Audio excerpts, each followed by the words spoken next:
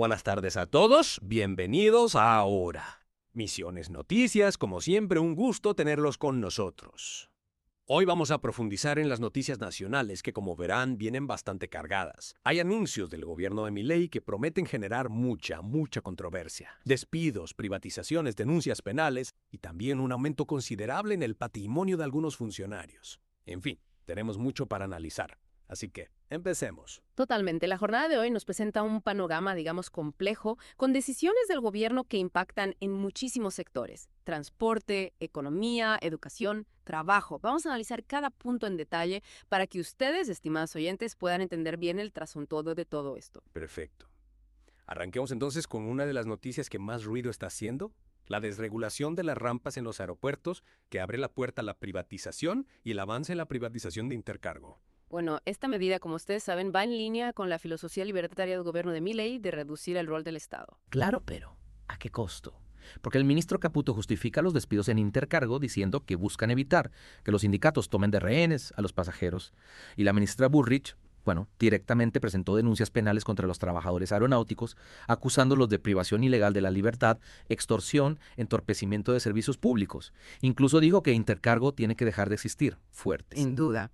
Y es fundamental analizar qué impacto van a tener estas medidas, tanto en los trabajadores que obviamente enfrentan la pérdida de sus empleos, como en la calidad del servicio. Esa es la gran pregunta, ¿no? La privatización de Intercargo va a garantizar una mejora en la eficiencia y la calidad del servicio, o por el contrario, podría llevar a que el servicio empeore y a una precarización laboral. Exacto. Y este choque entre el gobierno y los sindicatos aeronáuticos, sobre todo con ATE, se intensifica cada vez más. El gobierno celebra los despidos de quienes consideran ñoquis, mientras que ATE denuncia un ajuste brutal y pide una recomposición salarial. Claramente hay una tensión ahí, ¿no? Entre la política económica del gobierno enfocada en la reducción del gasto público y la desregulación y lo que piden los trabajadores, que es proteger sus trabajos y sus derechos. Este conflicto va a tener repercusiones en el clima social y la estabilidad laboral del país, eso seguro. Totalmente. Y mientras tanto, mientras se implementan estas medidas que afectan a miles de trabajadores, surge una pregunta. ¿Es casualidad que mientras el gobierno habla de esfuerzo y dolor para la población, el patrimonio del presidente Milei y del ministro Caputo se haya multiplicado? Y no un poco, ¿eh? Bueno, ese incremento patrimonial genera muchas dudas, ¿no? Sobre la transparencia y la ética de los funcionarios. Sobre todo en un contexto en el que se le está pidiendo a la gente que haga sacrificios. Esto va a alimentar el debate público sobre la coherencia del gobierno, sin duda. Sin duda. Y en el plano internacional, Milei dijo que quiere acercarse a Donald Trump y se jacta de exportar el modelo de la motosierra. Una alianza con Trump, con lo que eso significa, con sus políticas, puede tener un impacto muy fuerte en la imagen de Argentina en el mundo.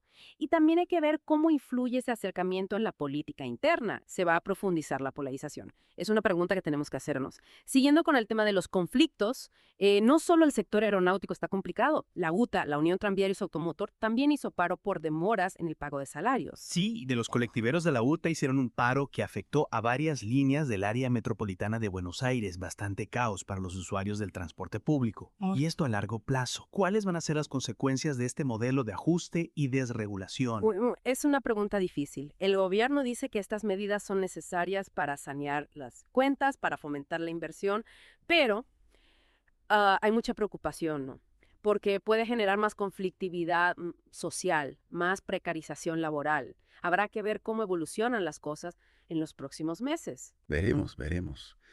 Y mientras tanto, en Entre Ríos, la provincia inició una demanda contra el Estado Nacional por el perjuicio económico que genera la represa Salto Grande. Sí, el gobierno entrerriano dice que hay una deuda de $175 millones desde 2013 y le pide a la Corte Suprema que declare inconstitucional cómo se fija el costo de los excedentes energéticos. Es un tema complejo, muestra la tensión entre las provincias y el gobierno nacional por los recursos económicos, algo que se está viendo mucho últimamente. Y en Córdoba, la Unión de Trabajadores de la Salud se movilizó por el bajo aumento salarial que ofreció el gobierno provincial. Esto se puede extender a otros sectores de la salud a nivel nacional. Es posible, sí. La situación económica impacta en los salarios de todos y la salud no es la excepción. Hay que estar atentos a cómo evoluciona este conflicto y cómo puede impactar en la calidad del servicio de salud, que ya está bastante complicado por la falta de recursos. Cambiando de tema, la Sindicatura General de la Nación le pidió a la justicia que rechace la medida cautelar de la VAO para evitar una auditoría. Ahí hay una tensión evidente entre el gobierno nacional y la VA. que es una de las universidades más importantes del país. La UBA dice que la auditoría es un intento de intervenir en su autonomía. El gobierno dice que es para garantizar la transparencia. Bueno, y en el ámbito judicial se confirmó el rechazo al pedido de libertad condicional de Juan Daniel Amelón, condenado por delitos de lesa humanidad. Sí, la justicia ratifica así su postura de no conceder beneficios a quienes cometieron crímenes durante la dictadura. Por otro lado, el Tribunal Oral Federal 7 va a empezar con los alegatos en el juicio contra Nélida Caballero, conocida como la cocinera de Julio Devido. Ese caso ha generado mucho interés. Se investiga una presunta red de corrupción del gobierno anterior. Y para terminar este bloque, el informe de Amnistía Internacional sobre la violencia digital contra las periodistas es alarmante. Sí, muchas periodistas por su trabajo están expuestas a agresiones, hostigamiento, amenazas en Internet. La violencia digital atenta contra la libertad de expresión. Busca silenciarlas, limitar su participación. Es un problema grave que hay que abordar con seriedad. Muy bien. Bueno, y en Río Negro, un excomisario con una larga trayectoria en el movimiento popular nuquino fue electo defensor del pueblo. Sí, Gustavo Pereira va a asumir en diciembre por 4 años. Hay expectativa por ver cómo va a desempeñar su rol en la defensa de los derechos de los rionegrinos. En Chubut, condenaron al autor de la masacre de Punta Rombo, el que mató a cientos de pingüinos magallánicos. Es una condena importante, sienta un precedente para la protección del medio ambiente y la fauna. La justicia está tomando en serio los delitos contra la naturaleza. Lamentablemente, falleció Pablo Patis, exintendente de San Martín en Mendoza. Patti fue una figura importante del peronismo mendocino. Su partida deja un vacío en la política de la provincia. Bueno, como vimos en este repaso por las noticias, la agenda está complicada. Las medidas del gobierno de Milei generan repercusiones en todos lados. La crisis económica sigue impactando en la vida de la gente. Es fundamental estar informados, analizar lo que pasa en el país con ojo crítico.